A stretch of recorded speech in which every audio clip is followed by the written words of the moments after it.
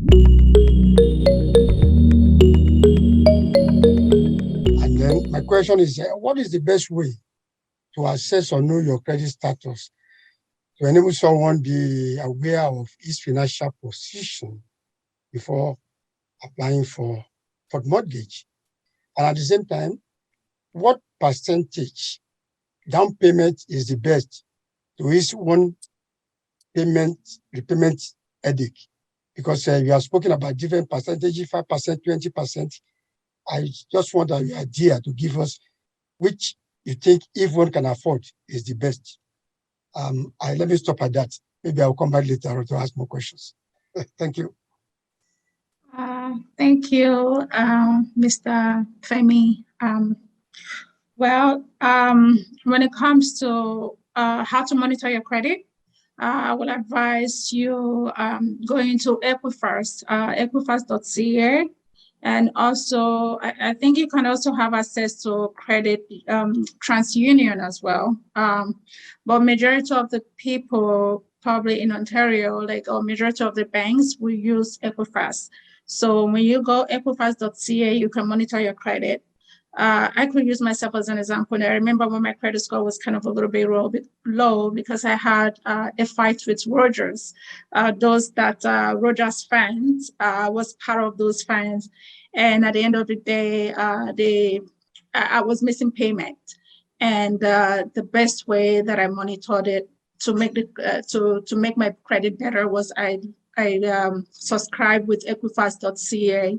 So I was monitoring my credit report from there. So you can monitor your credit from Equifax because most lenders uses Equifax.ca.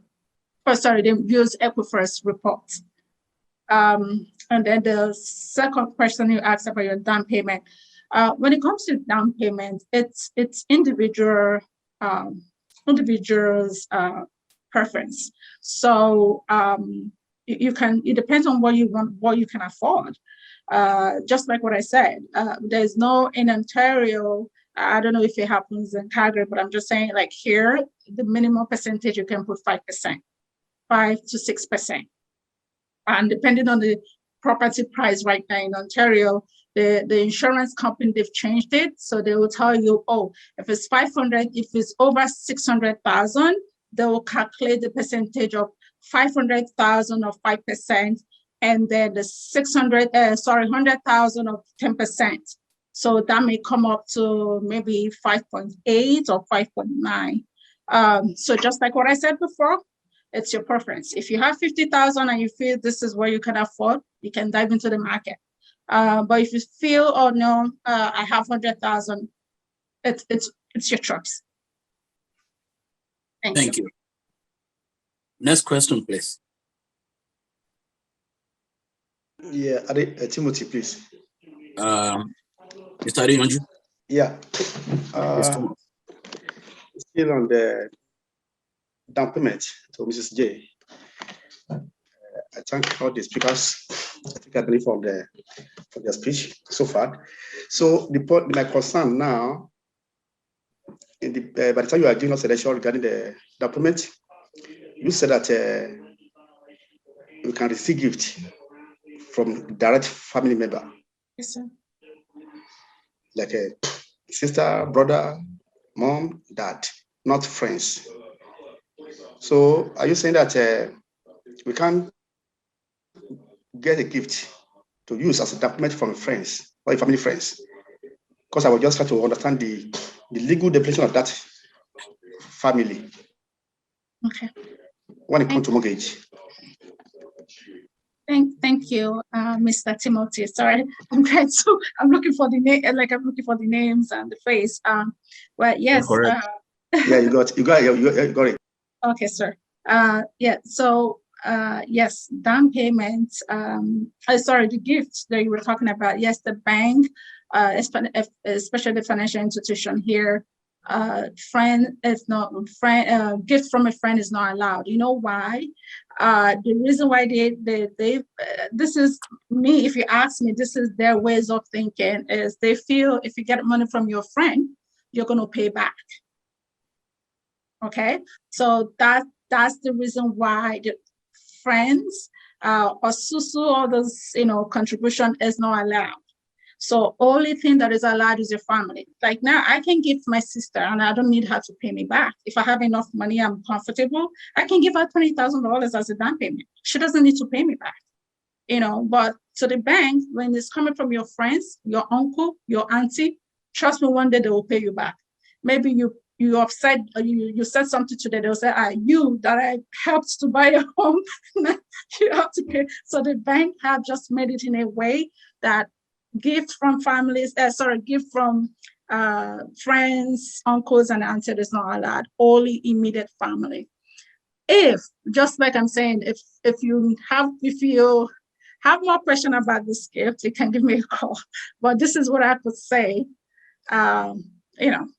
You guys know what I'm talking about. So yeah, so gift has to come from your brothers, sisters, and even your daughter can give you a gift, which is fine. Your son can give you a gift. So it's immediate family.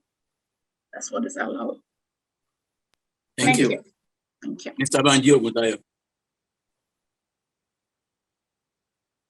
Yes, my question goes to the first speaker, and I want to thank the two speakers for well-delivered speeches in which they have informed us greatly. My question goes to the fact that you are making explanation concerning the credit management when you are saying that we should be wary of overspending when we are getting to the limits of your credit card. But my question is there any penalty, or how does the bank sees it when you don't optimize the usage of your credit card? Let me give an example. You have $2,000, maybe credit card, as an example. And for each month, you never exhausted $50. How does it work out? What implication does it have on your credit rating? That's my question. Okay, thank you, Mr. Oguntayo. Thanks for the question. So my understanding is you're saying that, so if you have like $2,000 credit card, how do we see that? Like how, and you don't really use it? Is that what you're saying? Sorry, I'm just trying to understand. Yes, maybe you use maybe $400 or $300 every month. So what implication does it do? Because you have given a warning with respect to the overspending. What about the low spending? That is the area I'm going. You know what? The low spending is the best. What do you think? The more, if you have $2,000 credit card and you use $500 on it, let's say every month, and then you pay back that money, your credit score goes high, like it goes higher. And then because if you look at it, you have, let's say $2,000, you have $1,500 left in it. So that increases your score, and you're paying back. The problem is when you don't pay back, then there's a problem. And going back to the point you said, don't overuse the credit balance, as in meaning you're going above the limit, is because some people have one trade line. So what I mean one trade line is some people only have one credit card. So if you had two credit cards and you're going above one limit, the other one you have that is not over the limit will help you to circulate that credit score point going up. So like I can use myself an example. So I have CIBC that is $50,000 line of credit. And I have a credit card that is probably $10,000. And CIBC, let's say I've overmaxed it. But because I have a credit card that is $10,000, I only have like the balance right now is like $8,000. That because of that balance that I have on that credit card is actually offsetting the balance that I have, the higher balance that I have with the credit line. So because that helps me keep my credit score going up. But when the two balances maxed out, then there's a problem because you're paying a minimum payments. It doesn't really do much. So let's say you really want your credit score to go up probably from 680 to 700, then transaction has to be happening. You have to pay them down.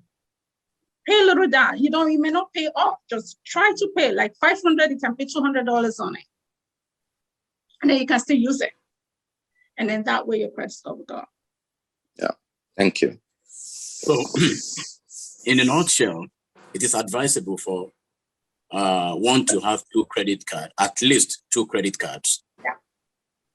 I would advise to have two credit cards, because I've seen a lot of people, they only have one credit. One credit does not give you a lot of history. I've seen this every day, every time. I had this client just relocated to Nigeria, a very smart girl. She only has one credit card. And then she had a fight with Rogers. Rogers took her to collection. She doesn't even know. At the end of the day, her credit score just dropped. And then she started crying. She was like, "Oh, but I'm paying on time on my credit card or whatever." I was like, "Well, how many credit line do you have?" I said, "Only one." At the end of the day, that didn't do much on her. So I advised her to go get a second credit card. So that credit card will help you to build your credit score better and give you a good credit score rating. So to be good, to have two credit lines. If they give you a credit card, take it. If they give you 4, take it. If they give you 5, take it. The most important thing is the bank just want to see that you have a proper financial management. Like you could manage your money, no matter how much you have. They just want to see that trace, that history of you making payments. Like some of us, like me, I could use myself as an example. I use my cell phone. I have all my accounts here, my credit card, everything. I make sure that every 2 weeks when I'm getting my paycheck, I'm deposit money into all those account or all those credit cards just to make my credit score looks better. If I said I want to buy another property in Calgary now, I can just get it because I know I have a good credit and credit history. Thank you very much. Any other question? Yes, I want to come back again. We haven't entertained a question in the real estate, in the realm of what we really want to. Anyway, I think we have to deal with money first. We have to deal with money. Please kindly go through the chat. Probably we have some questions. Yeah, actually, we have questions in the chat, and we have people that are here. I want to ask question, please. Okay. Yeah, good afternoon, everyone. My name is Nancy. Please don't mind me. My face is rough, please.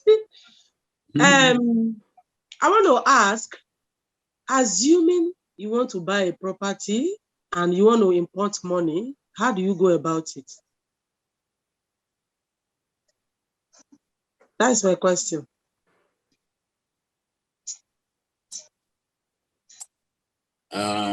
Is that for me or for Mr. Wale? Sorry. I think that was anything with money, I believe, is Miss J. I'm trying to dodge that, but okay, that's fine.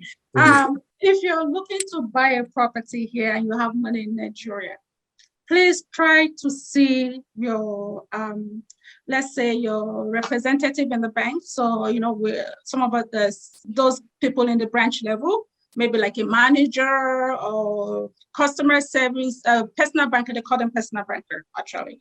So see them, let them know that you're looking to bring in some money here. The reason, because they will ask you, okay, what is the purpose of that money? How much are you bringing in? If you tell them 100,000, they'll be like, oh my God, okay. So where is that money coming from?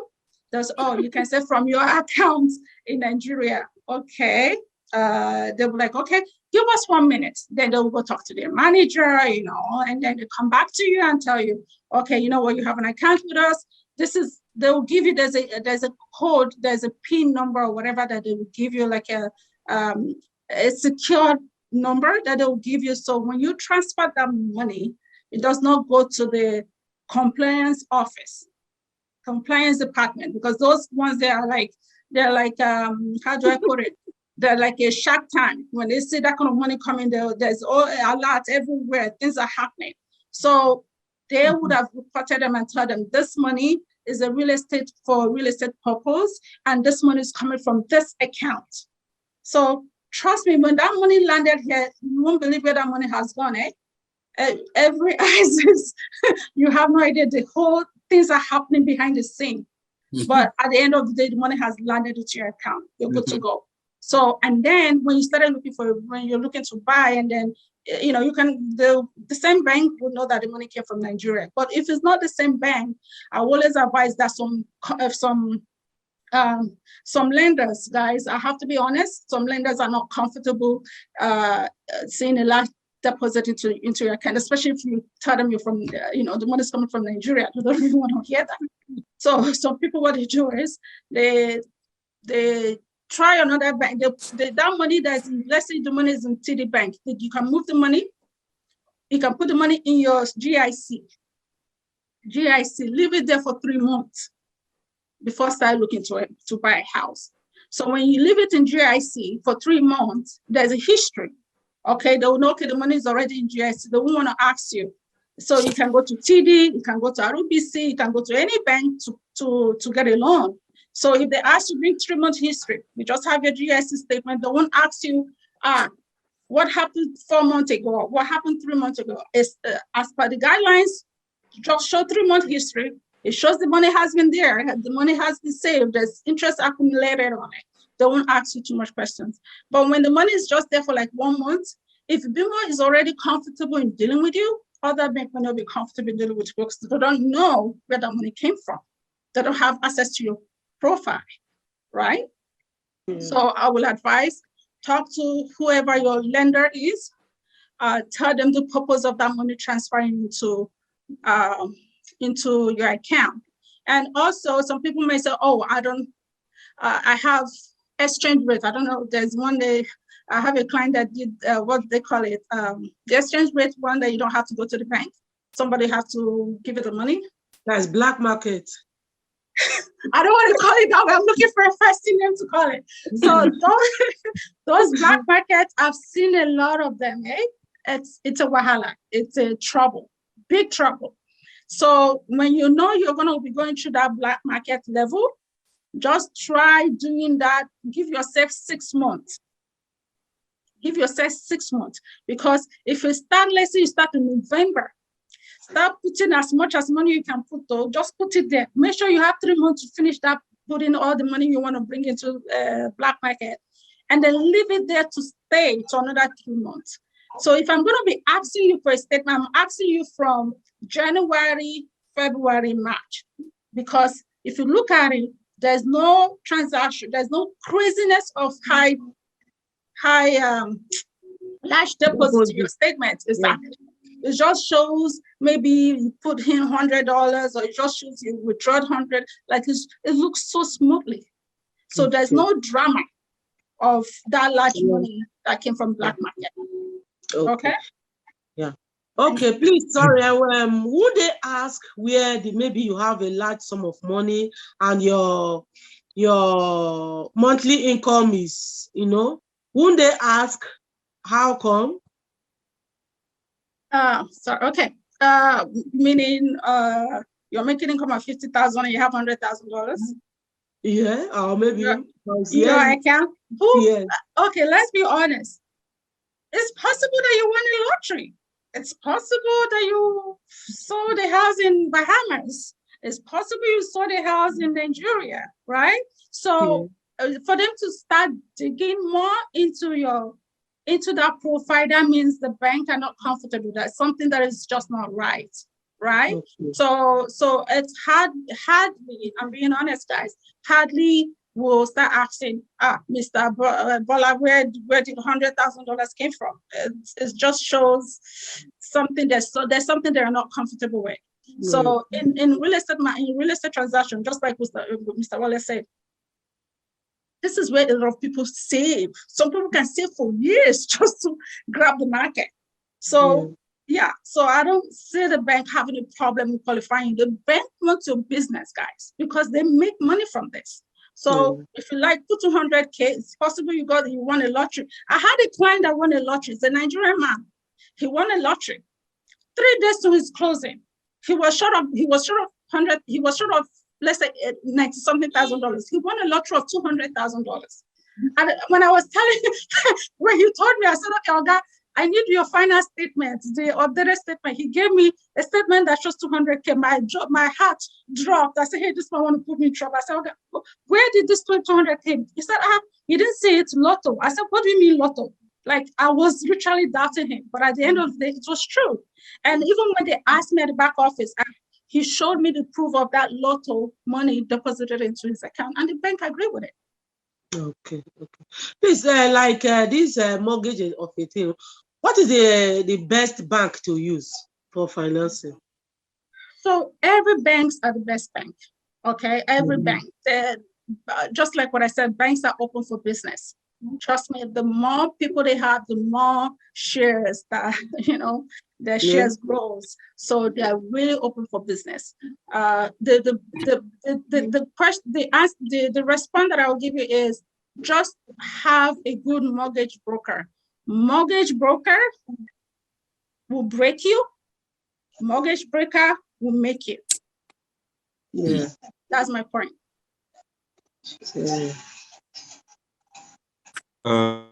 Chief Shodunkeh, it seems you still want to talk, right?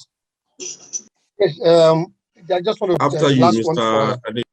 The last one for Miss MS Eke is the fact that we've had series of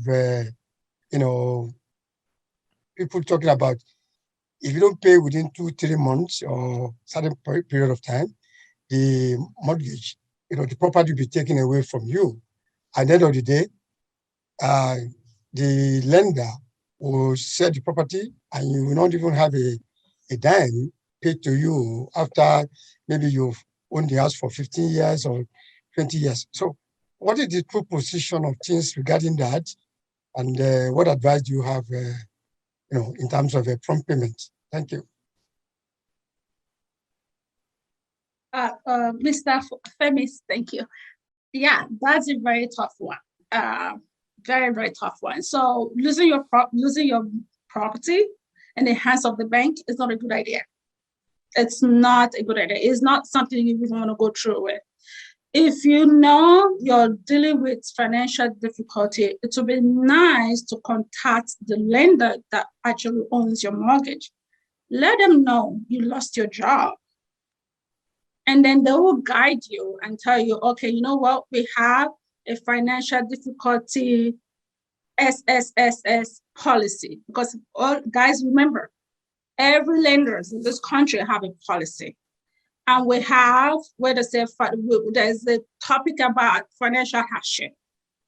So for you to go to that extent that the bank are taking the house from you, that means you've done something that they just could not tolerate you. So what I mean, you didn't tell them anything about your financial difficulty. You didn't tell them you've lost your job. You didn't tell them, you had to talk to somebody and said, hey, this is my situation. I lost my job. I love this job so much, but I'm going to be late in payment, or I may not be able to afford 1 month. They may give you like a 1 month grace, or they may give you a 2-month grace. But when you don't communicate with them at all, and you're missing payment, yeah, they'll come looking for you. And you better get a better lawyer. Look for a better lawyer that will fight for you.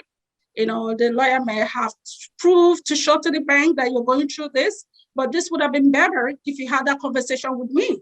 Or it would have been better if you had a conversation with somebody else. I would have, made that possible for you to say, okay, I'm giving you 2 month grace for you to go get yourself together and then get money to pay your mortgage. And again, guys, I've seen this a lot.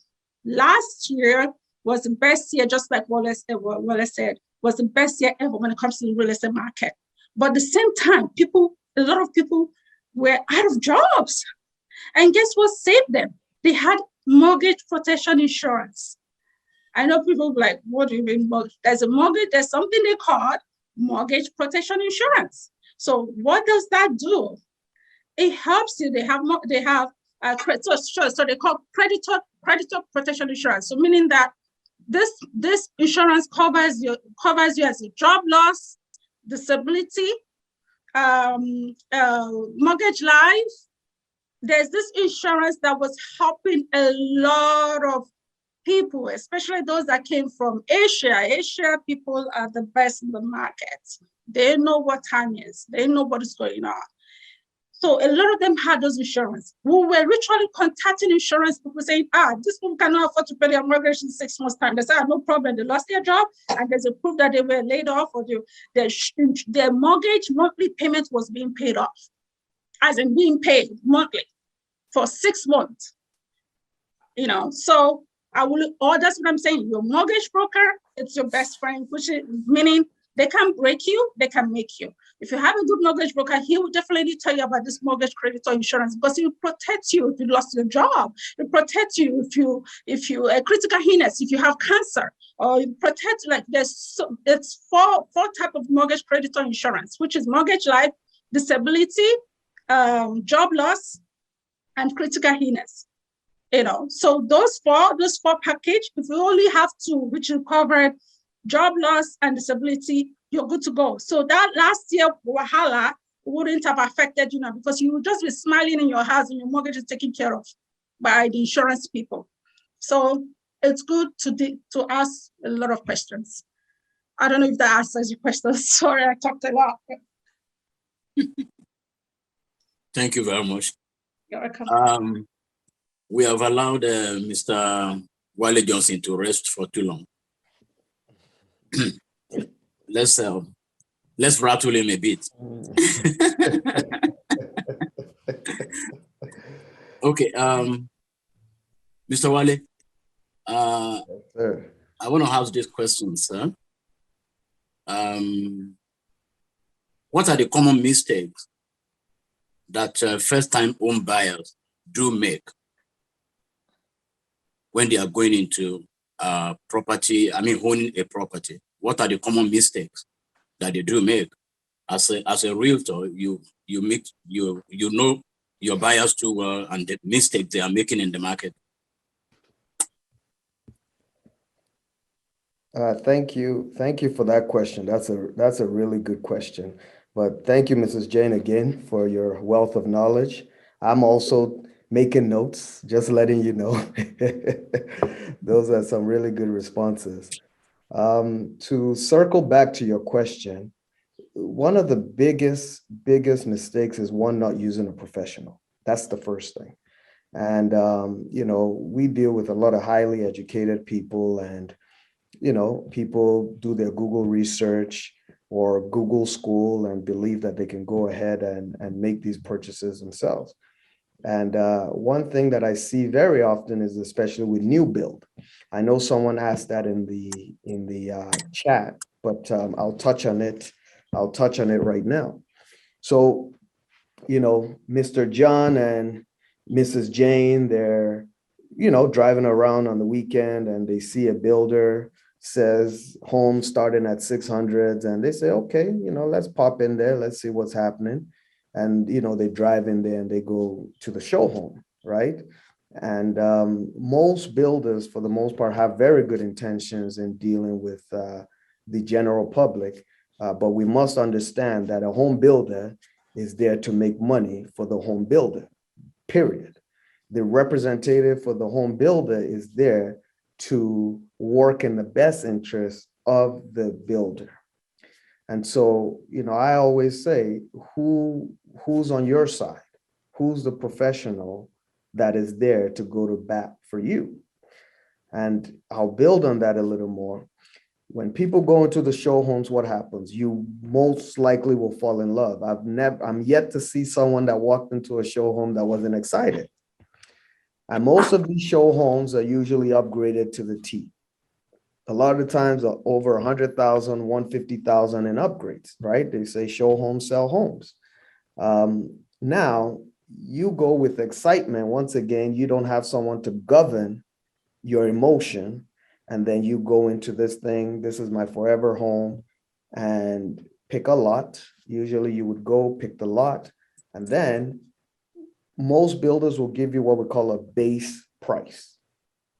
And the beauty with a new build is that you're customizing. I say you customize with limitations, because over here it's not like Africa where you can, a lot of the times you're not building everything from scratch. You work within the plans of the builders. Maybe you can move a wall or two or put a window or two, but for the most part, you customize your home with limitation, right?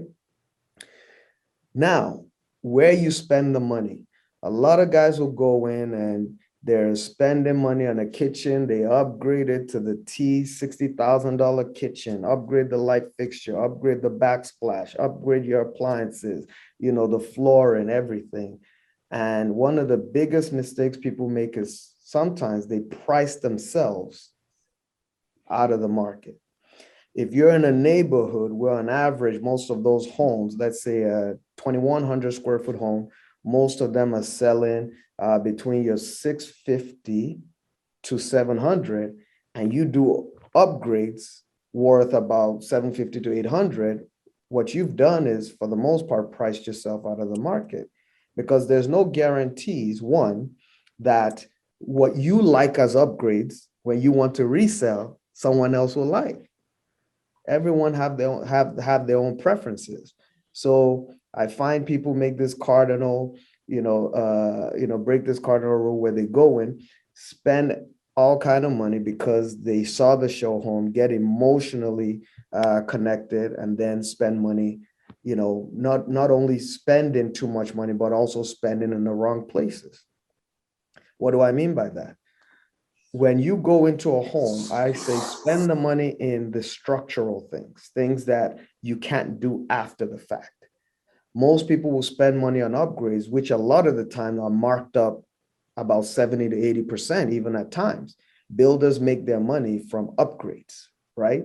So it makes more sense as a buyer to go in and do 9-foot ceilings, for example, right? A 9-foot ceiling basement will give the illusion of more space, right? Makes the basement look more expansive, allows in more natural light. Those are some of the advantages. Things like a side door.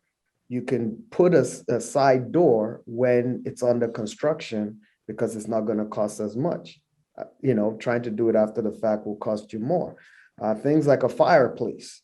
Most homes in this country, whether you use the fireplace or not, when you get to certain price points, there are certain things that the general public, the general buyers are looking for.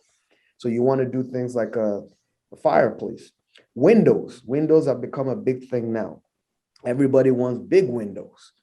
The bigger the windows, the better, right? And so spend the money in those areas, right? Because they're costly, really costly to do after the fact. And, the list goes on and on. So where I come in is, look, I advise my clients and look, spend your money here, spend there. Okay, this upgrade is a little too much. You can do this after the fact, as opposed to doing it with the builder. So, in a nutshell, those are some of the mistakes that I see. Let me just touch on new build a little more. What a lot of people also don't see with the new build is, once your home is constructed, the blinds are things that are not included in your home. Your landscaping is not included in the home. The deck is not included in a new build. Your fence is not included in a new build, right?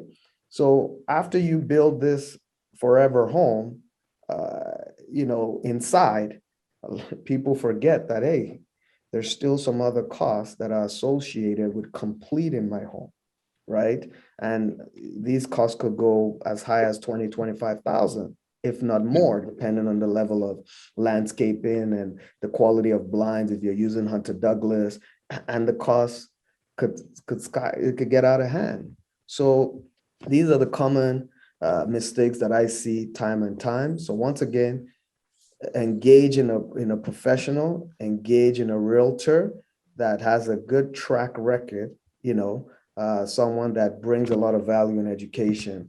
And I promise you won't go wrong. You'll enjoy the experience. Thank you, sir. Olori Adedipe, you have a question, madam? Yes, I do. Yes. I just want to thank our speakers. You've been doing a great job.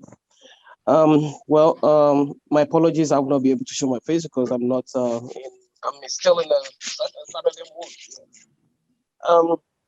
My questions goes to both speakers. So the first one is to the realtor agents. So I'm just gonna use myself as a scenario case here, case study. So I live here in Regina in Saskatchewan, and as a resident of Regina, can I still go ahead and get myself a home, and as a first-time home buyer, get a home in Calgary without a hitch, without having to wait to become a resident over there?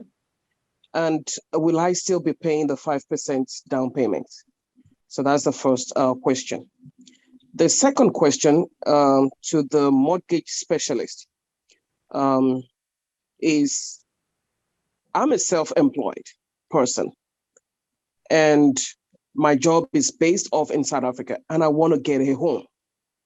I'm tired of renting. I want to get a home now. So how do I approach it? I'm going to lash on the question the other lady also asked. Say, for example, I'm bringing in cash of about $200,000. What is the tax implication of that for me? Because I want that money to go to my mortgage, without having to, overpay on taxation. So that is, the bottleneck where I am right now. And it's really giving me a huge headache about how to approach it. So we've spoken about gift, how does that tidy into that as well, So those are the kind of questions that I want, to be addressed before I take the leap into that. And then for the realtor again, in Calgary right now, what would you say is the best location to go for? Because I've always heard about, buying properties is all about location, location, location. I'm looking towards the Northwest. What is the best place in the Northwest, or at the very least the Southwest? What is the location to be looking, into? Thank you. Very, very good questions. Thank you so much, Mrs. Olori Adedipe. Thank you. You're welcome, sir. Let me start with the latter question. I will be biased because I live in the Northwest. So Northwest is the best. No, but some of the most important things, I always say your home is your foundation. Those are your roots. That's where you're grounded. So when looking for a home, you want to think about, where are my friends? Where's family? Where's my place of worship? Where are the schools my kids are going to go to? Where's my work? Those are the things that are affected. Then you can go granular to, crime stats, accessibility, whether it's parks and things like that. Here's one thing I've learned. A lot of these magazines, will come up with, they'll come up with ranks of communities in Calgary. Oh, this community ranks, Avenue ranks this community, XYZ this year ranks this community. But when you look at the criteria, right, they might rank a neighborhood with a good walk score, right, higher than another neighborhood. But if you don't care about whether it has a dog park or is walking distance to this, for you personally, it wouldn't rank as high. So I tell my clients to be very careful about, listening to, Northwest is the best because of XYZ. Southwest is the best because of XYZ. This is where the initial consultation and assessment helps. It helps me understand what are the things that are really important to you. And then I can guide you into the neighborhood or the community, because Northwest has great communities. If you say, look, I'm a lake person, I want something with lake access. My kids love the water, right? I could say Nolan Hill, Sage Hill are great neighborhoods, but there's no lake access. So why don't we look over here? You see, so the more we peel back the layers, then I can, help you accordingly. But you're right, Southwest has very beautiful neighborhoods. Northwest also has great neighborhoods, schools, like everything is there. So I think when we're ready to, take that next step and take that journey, I'll be here to guide you. Thank you. Now, the other question was about, that was about purchasing a home in Calgary while you're in Saskatoon, correct? Yeah, in Saskatchewan, yeah. Yeah. I'll touch on it a bit, but I think Ms. Jane would be in a better position to just kind of tie everything in. But from my experience with dealing with a lot of people lately from BC and Ontario, I know with certain occupations or certain jobs, as long as you can prove that you can work remotely, you're able to purchase a home here in Calgary with 5% down, as long as you can show that. I know during COVID, I was doing a lot of deals like that. I do know the rules are changing very quickly, so I'm going to look to my teammate here to help me out on that end. But yeah, it can be done. I see it happen time and time again. Now, in the event that you can't prove that, I do have a lot of clients that are coming down with 20%. And with the 20%, you will not have any issues. You know, you can purchase a home very smoothly, great experience with the 20% down. Thank you. Yeah, you're welcome. Yeah, Jane, take over. Yeah. Awesome. Thank you, Mr. Wale. Thank you so much. So I'm just jotting some stuff down here. So your number one question was about self-employed, right? Yes. So this is where a lot of questions will come in. If I may ask you, what do you do? Like, what do you do? Okay, between my husband and I, I'm a medical billing and coding expert. I manage a practice. I work in conjunction with my husband. He's a neurosurgeon and a spine surgeon. Okay, so you work for South Africa. Is that what it is? Is that Our where you? practice is based in South Africa. So I work virtually. He's physically over there. Okay. So how long have you been where are you? Saskatchewan? Regina, Saskatchewan, yeah. Okay, I've never been. I would love to go there. But, yeah, so how long have you been there? 11 years. Oh, okay. Yep. You've been there for 11 years and you've been filing your taxes in Calgary? Sorry, in Saskatchewan. Have you been filing your taxes? Yeah, in Saskatchewan. Yeah, but for this year, I'm going to be filing it in Calgary. Pardon me? I'm hoping to file it in Calgary this year, for this year. Yeah, sure. Because it's where you reside. That's where you file your taxes, right? So, yeah, so as a self-employed, of course, the bank can also give you a loan, but you have to be in that business for 2 years. Like, it has to show consistency of 2 years for them to be able to use that income to qualify you. So, so if I may ask, have you filed for so is this your second year or have you been filing all this while you've been? I've been filing since 2011. Awesome. So we'll use that 2 year. We'll use the recent year. We'll use 2020 and 2021 to be able. We'll use it to qualify you to get the mortgage loan you're looking for. Awesome. So yeah, so that should not be a barrier. And also remember, some of us that are self-employed, we write a lot of stuff, eh? Yep. So this is where you now have to start planning. If you know you've been writing off $100,000 and you're claiming 20, it's not going to work because the bank uses your net after your gross. So let's say your gross is 100,000, and then your net is 50,000. They're going to use your net to qualify you, not your gross. So if you're planning of buying a property of 1 million, so start making sure your claim. You see, this is where they say that you have to talk to a mortgage expert. Yeah. And just to give you a heads up, though, sometimes when you walk into the branch, people will say, "Oh, I just go to the branch," and the branch will, talk to a personal banker. Sometimes they may not give you that expert one because that's not their field, right? So that's why they have people like me here. They call us specialists because this is what we do.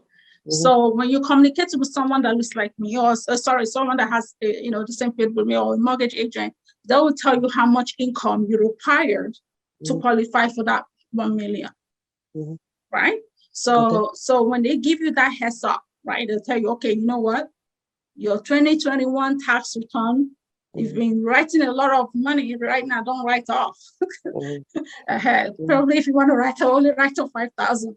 And then what will not happen is, let's say your gross is 200,000 and then your net 195. And this has to be 2 years, right? It has to be 2 years consistent.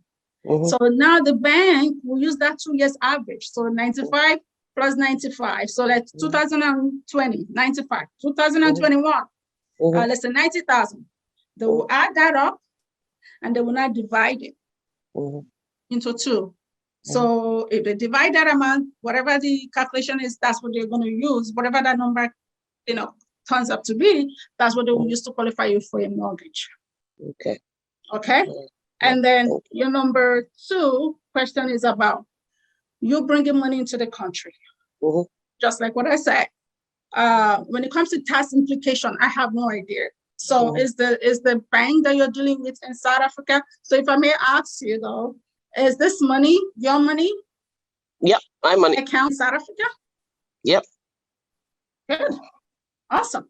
So is this money, if this money, it's your money and the money is in South Africa, and now you're looking to move that money here, just like what I said, you have to communicate to your financial institution here in Canada. Let them know that you're looking to buy a home. You're going to be bringing in SSS amount of money. And then they will put your profile, right? They will put Mrs. Oladipe, is expecting $200,000 from South Africa.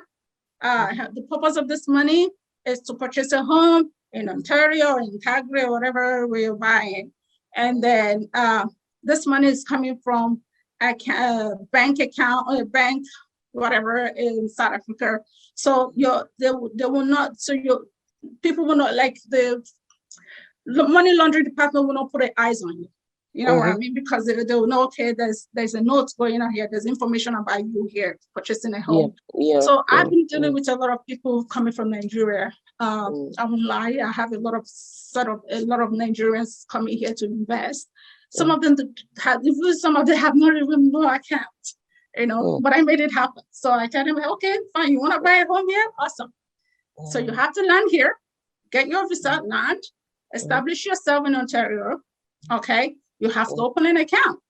You have to you open an account, let the bank know that you're going to be buying a home here. You have a family here that you want to buy a home for, and then they'll make it happen for you.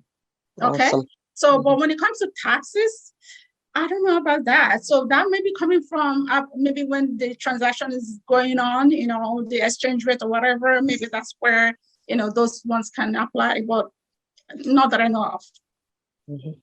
Thank you. I hope that helps, right? Yes. Just 2 questions, Ms. Jane, before you go. So you're a mortgage specialist. Where are you based? I'm in Ontario. Ontario. So go ahead. Will I be able to use your services? Oh, okay. Yeah, I just remember. Yeah, I have a question. Yeah. So in terms of you buying a home and you're in Saskatchewan, right? And you're buying Saskatchewan, and you want to buy a home in Calgary. Now I have a question for you. And this is your first home, correct? Yes, my first home. So why are you buying a home here? This is where they're thinking now. So why are you buying a home in Saskatchewan, in Calgary? Do you have are you relocating? I'm relocating to Calgary because my children are there. Perfect. You can buy a home. When it comes to my service, I can do some services out there, but sometimes I prefer to minimize the risks. The reason why is I was supposed to be seeing my client. I was supposed to have a facial look of my client. I want to see my client. I want to have that conversation because just in case you don't pay my mortgage, I know where to chase you. I know where to get you. So if I give you money, in Calgary, I don't know where you are. In Calgary, probably I might have to start looking for wallet to help me get you. So sometimes I intend not to go further. I love to be, except where the exception will work is if you have the money, like if you're a worker, if you work in Ontario, you reside in Ontario, and you're buying in Calgary, then I can do the mortgage for you because I can see you. You know, I exactly, I know who I'm giving the money to. But if you're there, I'll rather you do with somebody there. I'll rather you do with a mortgage specialist there that know, okay, this is where your income is coming from. You know? Okay, so in that wise, would you be able to do a referral to another mortgage specialist? Yes, I can do that. I can refer one of my colleagues. They are everywhere. Right? BMO is everywhere. I can refer it to one of my colleagues. I just go online and then get them, and they will help you. Thank you. Then the other question I want to find out is in terms of the down payment. You mentioned earlier, you know, that in terms of, you know, making sure that you have it for at least 3 months saved up somewhere, but not in the RRSP. Can we save it in the TFSA? Yes, please. Yes, please. You know why I said not in RRS? Because I got impacted. I bought a rental property last year, and I, you know, when the market was so sweet, everybody was so excited, and I was doing I was doing investments, shares. I bought a lot of shares, and I actually put them in my RRSP. Guys, it was the worst mistake ever, because when I needed that money to cash that money out, I put almost 10%. To break that, exactly, to break that for. But if I was a first-time home buyer, I would have used that first-time home buyer plan, home purchase plan to minimize I think you don't pay at all if you're a first-time home buyer. But if you're a second-time home buyer, you're going to pay a lot of money if you take that money away from RRSP. So tax-free savings account is your friend, and also GIC is your friend as well. So for a first-time home buyer like me, the RRSP is still a good place to put my down payment. Yes. If you have your money in RRSP saved up already, yes, you can take advantage of that first-time home buyer plan with RRSP. I think. I think that would benefit you. But if the money is not there, then don't put it. Just put your money in tax-free savings account, because at the end of the day, okay, guys, in RRSP, it takes another 4 or 10 business days for them to do all those freaking paperwork that takes forever for you to take your own money that you invested in that. So I would just advise, put your money in tax-free savings account and call it a day. Wow. Yeah. Oh my goodness. Wow. Okay, and the GIC, sorry, one more question, sir. Yeah, one last question for me. The GIC, I've tried to find out information about it, you know, but it's just so difficult, you know, with the consultant I've been trying to speak to. Each time you go to the bank, it's different people every time, and they still don't understand what you want. Okay. So, ma'am, first of all, do you have the money in Canada? Yes. Okay. I have it saved up. Awesome. So if you have it saved up, then you don't need to move it to you don't need to move it into your GIC account. So I can just leave it in my savings account. Because the reason why of GIC account, a lot of us use it, is just to show that the money has been there for, you know, just to bypass the drama of monthly history. Do you understand what I mean? Yes. Some people can, those that can get me, I may not say a lot of stuff, but the reason why a lot of people use that GS is just for them, just to avoid those drama of where did 2,000 came from? Where did 5,000 came from? You know what I mean? Just for you to avoid that. So a lot of people intend to use GIC. So if it's 90 days there, life is good. Just print out the statement and show me and say, hey, James, this is where all my money has been. I've been saving it up all day. I'm like, oh, okay, good for you. I use it to use it to qualify you. Thank you kindly. You're welcome. Yeah, please, Mr. Jane and Miss Jane and Mr. Wale, you can also please put your contact on the chat box so that people can as well reach out to you on a personal note if there are more questions. Let's take these 2 last questions because we've run really much out of time. We have Mr. Philip and Mr. Adeyanju, so that we can wrap it up. Okay. Can I go ahead? Yeah, go ahead, Mr. Adeyanju. Yes, sir. Mr. Wale and Ms. Jane, I think we are talking about the mortgage. We are talking about the community and family. So my question is, was it morally responsible, also morally advisable for a couple to have a joint mortgage when compared with the legal implication of implication consequence when the two may be about to separate in Canada. Because when you try to run a lot of scenario that is going around the Nigerian community, the African communities in Canada, I just want to find out if it is morally advisable for two parties to have mortgage together. And then my second question is a good income versus bad credit. Good credit versus poor income to get mortgage. How does it work? Tough one. Oh, so should I go on that? Mr. Wale, you want to take that? Yeah. You can take on the credit one. Oh, okay, awesome. Sorry, what's your name, Mr. Timothy, right? Is that Mr. Timothy? Yeah, Timothy, yeah. Okay, Timothy, okay. Yeah, so when you said bad credit and good income, I have to push you to alternative lenders. So alternative lenders means those lenders that can tolerate your credit, because on the A side meaning the banks, they won't want to go with you. You might be making income of $1 million and your credit looks like shit. Sorry, my word, but they won't listen to you. They won't care. So I will advise that it's still possible for you to buy a home. Always remember, guys, if you have a bad credit, it doesn't mean that's the end of the world. That's the end of the world. You won't get a mortgage. No, you can obtain a mortgage with a different lender. So they have like the B lenders. The B lenders are like the home trust, equitable trust, community trust. All those they have a program for those that have bad credit, but the interest rate may not be the best for you. If the bank are offering, let's say BMO is offering 2.99 or CIBC is offering 2, they'll be giving probably 4.99. It's based on your credit history. And in terms of when you said good income, so yeah, that's good income versus bad credit. Then low income versus good credit. It's a wahala too, because at the end of the day, you may not qualify. So depending on what you're buying, if you're making income of $100,000 and you're buying a home of $400,000, yes, you can have the both. You can have good income and good credit.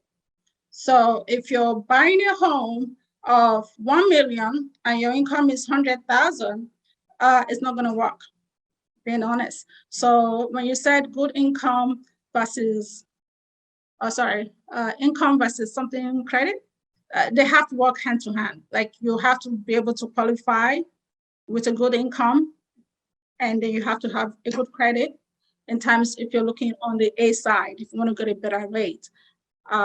Yeah, that's where I'll stop. And then over to you when it comes to separation or whatever. Yeah, Mr. Philip, is it, no. Mr. Timothy. Timothy, Mr. my Timothy. apology. Can you just repeat the question one more time? Thank you. Okay, yeah. My question is, when we are talking about mortgage, you are talking about the community and family. And you are talking about family in Canada, you have to looking at a legal aspect of it. So my question is, with your experience so far, you have met a lot of clients. And as a Nigerian, I want to ask if it's morally advisable for a couple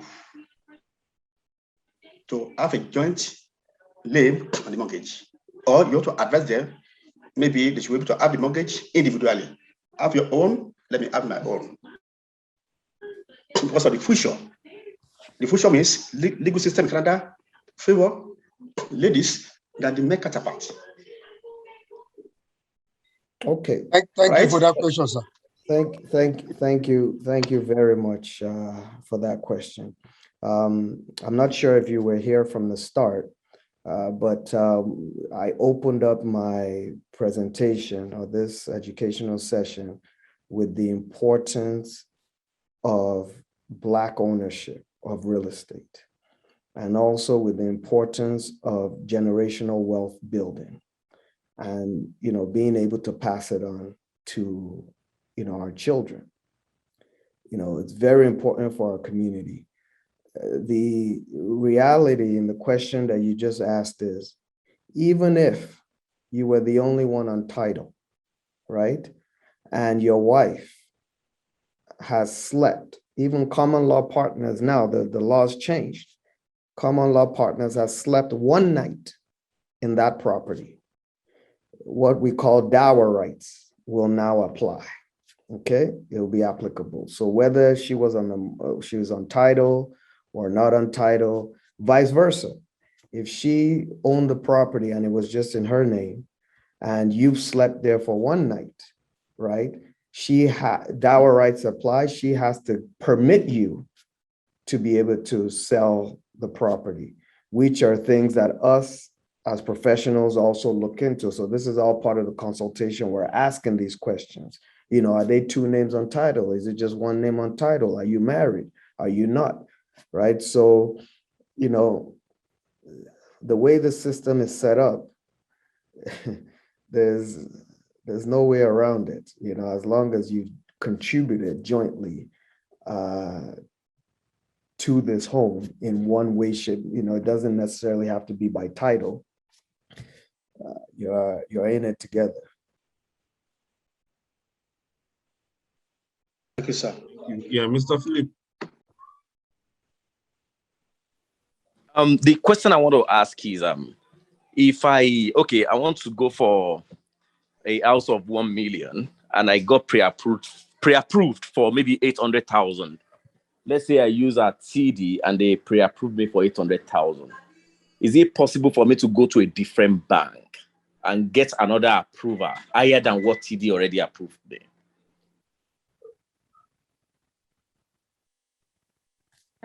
Hello, Mr. Philip. Thank you. Yeah, you can for sure. So because every lenders have their guidelines in terms of affordability, right? So I think you can go to TD to get a better to try and see if they can give you more money. But just to avoid you shopping around, it's very important because remember, when your credit is being checked, your credit score is going down, right? So just to minimize how many lenders you go to. It's very important. And again, guys, I've been seeing a lot of people going to 6 lenders. And when you put your credit, you see 6 lenders, bank don't want to deal with you because they'll be wondering, what is wrong with this person? Why is this person shopping around? What's going on? Oh, probably this person couldn't qualify with a TD, and then they came to BMO to look for mortgage loan. Who knows what they've done to their documents? You know, they will start putting their eyes on you where they should, where they shouldn't. But the reason why they're doing that was because you've been going from one lender to another. So sometimes they don't feel comfortable. At least if there's 2 inquiries, which is okay, it's okay to do that. But when it's going from 3, 4, 5, they'll start saying, what is going on? This is not, they'll automatically call it, they'll call it fraud. I know people will be like, what the hell? They'll call it, they'll say, this application looks like a fraud application. Let's put more eyes on it, So try to minimize your shopping, but it's okay for you to seek for a better loan amount. Like if you feel that loan amount didn't meet your requirement. Thank you. Thank you for the answer. Thank you. Thank you very much. Before we move forward, I was just thinking, as Ms. Jane was talking there, just going back to that last question, just because it's something that I've been involved in, and it's not always pretty, but in that instance, they did have a verbal conversation as to how the equity split would be once they sold the property, right? The problem with that is it was verbal, right? So from that experience, what I have learned is in the event that one is going through that, unfortunately, it's advisable, and lawyers got involved, because a real estate transaction is different from a civil matter, right? So what one can do is maybe have both partners put something in writing, right? And then follow through with the real estate transaction. And in the event that someone wants to renege on what you have in writing, then you're in a better position, to fight that. But it's always good that before lawyers get involved, which is never good for anyone, have something in writing prior to the sale, of the home. I hope that's helpful, Mr. Timothy. Also, Mr. Wale, I'm going to add up on that as well. We've been seeing a lot of divorce, separation.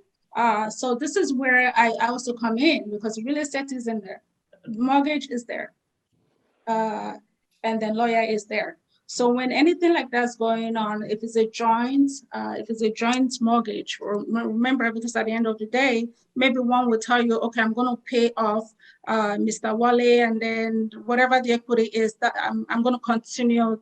I'm going to continue with the mortgage. So I've seen a lot of that happening. So what I do, I always advise customers, when you guys have, like, if you don't have a mortgage, then that's fine. You don't need to deal with me. I have nothing to do with it. But if you have a mortgage and you still want to remain in that house, you love that house, that's your home, you and your partner can talk about it. You, just like what Mr. Wale said, you have that proof of separation document, and you can qualify on your own. Because remember, qualification is the key as well. If your income can carry that mortgage, you come to me. And then guess what? Insurance have a good package. They can tell you, okay, you know what? We can buy Mr. A out, and then you can actually put 5%. You can put 5% to claim to get that property on your name only. So always remember, when it's a joint application, the mortgage has to be communicated to the bank. And when you guys are going through that, because the bank doesn't know. Remember, the bank is entitled to on your mortgage because they gave you money, right? So they will still need to know what's going on, except you guys have just zero your mind that you're going to pay off. You're paying off the bank, you're selling the house, then good. But if you love this house, you don't want that house to go, you contact your mortgage broker and they will help you. Thank you very much. The final question for now is going to come from Barry. I think you have something you put on the chat room, which I hope you want to ask. And after that, we are going to round up. Oh, yeah, thank you, sir. I just want to ask a question that has to do with our organization.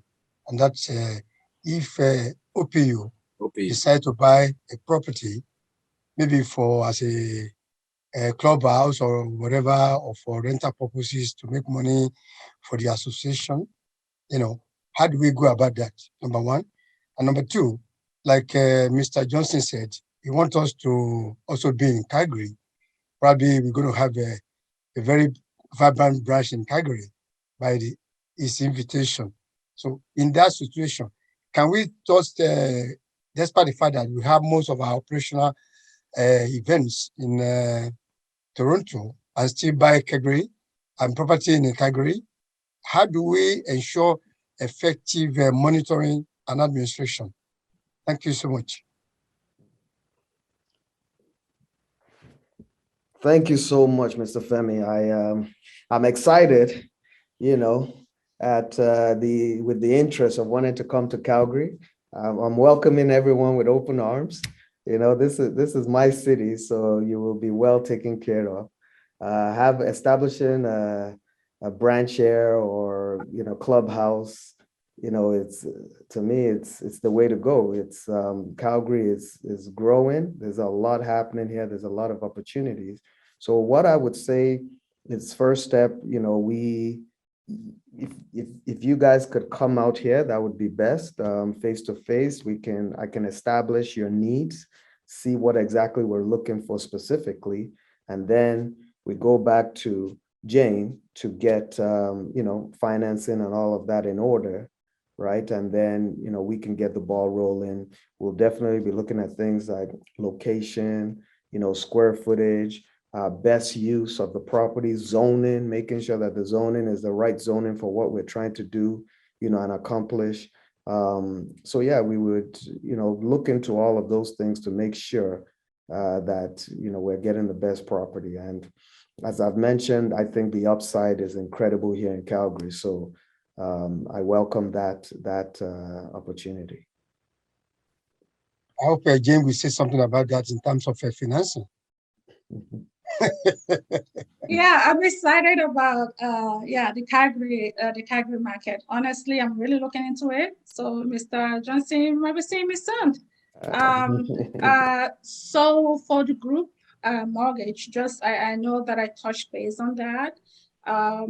At least with us, if you guys are coming in a group as, let's say, I don't know how many of you in the group, but I think minimum mortgage names that can be on the mortgage should be probably minimum 4.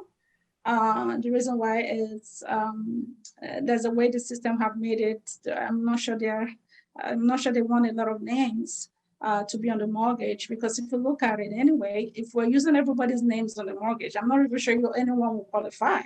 Because at the end of the day, you have a mortgage. This one have maybe one individual, everyone here probably you have 2 to 3 properties. So, and then your income is like maybe 100,000 or 200,000. If it's 200, better, right? But I think it's advisable. All of you should come together and talk about it and see who will be able to stand for the community. Like, say, okay, maybe 3 people can volunteer. I said, you know what, I'll carry the mortgage, and everybody's name will be on the title.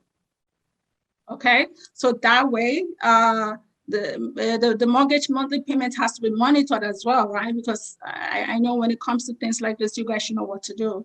But the ones I've been seeing a lot that have been happening, we have some people, just 2 people. 2 people can even carry they can carry the mortgage, or 3 people or 4 people, depending on the volunteer. But anything more than that, I'm not sure I will be able to get everybody's debts, because remember, the banks, your debt is part of it. Okay, your monthly mortgage payments, your property tax, you don't want to go through there. But with 4 people, I think it's good. So you just pick the one that makes good income, good credit, maybe has 1 property, and then maybe you guys are looking to buy a property of 1 million, and you're looking to put 20%. I think it's good to go. Thank you very much. Mr. Wale. Sorry, another thing I just wanted to add, you had mentioned about the administrative part of things and the property management. I forgot to touch on that. So, here, usually it's about 8 to 10% for property management in the event that no one is out here and you just want to outsource that. Calgary is also like, we don't have, what do you guys call it there? Rent. Is it rent ceilings or rent caps out in Ontario? I understand investment properties are becoming more challenging because it favors the tenant more than the landlord. Calgary is still very reasonable. You can increase your rents annually. We don't have any rent caps, rent controls. It's very flexible here. And also with the property management, you guys could be out east. Know that you have me here to keep my eyes, and then we have a property management team that can help in terms of taking care of the property. We can also build.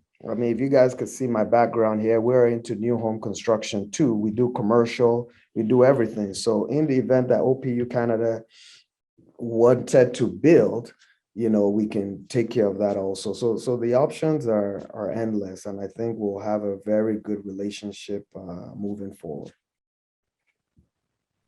Thank you very much, Mr. Wale, and thank you, Jane.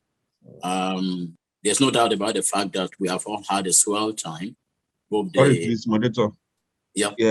Lady K seems to she's raising up her hand. Let's just take that for the last one, please. Okay, yeah. I think, okay.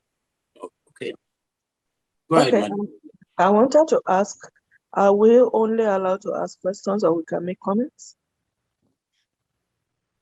You can make comments, yeah. Okay.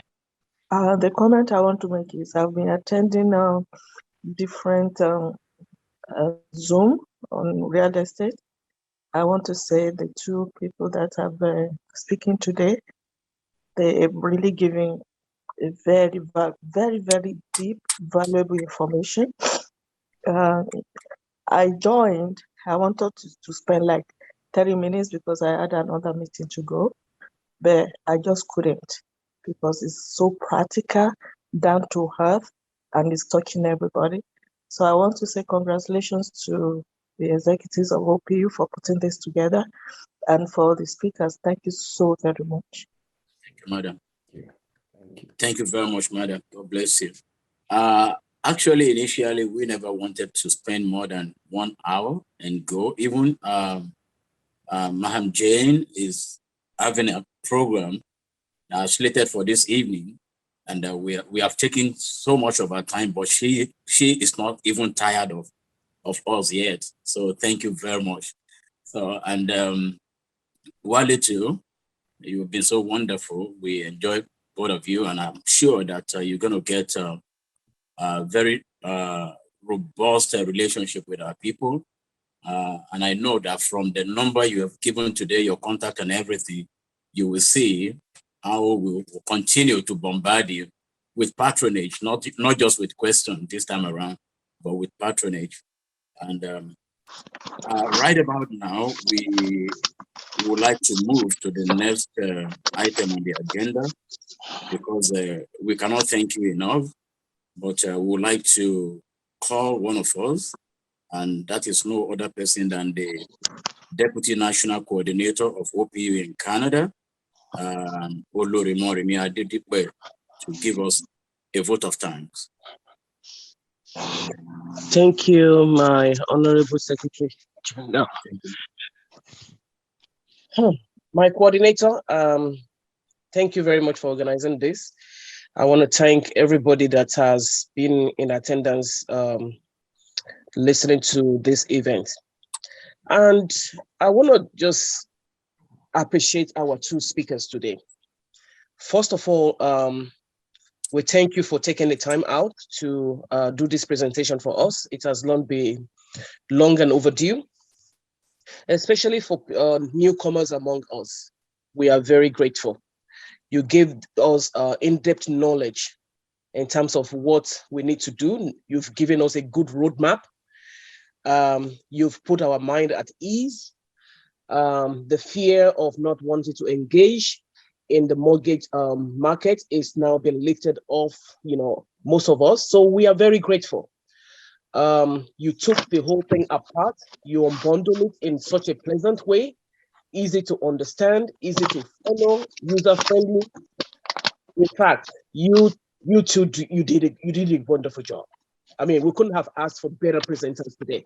So we want to thank you from the bottom of our hearts on behalf of the Association OPU Canada. We want to say a very big thank you. Thank you very much. And we look forward to hearing more from you guys and doing business with you. Thank you. God bless. Thank you so much.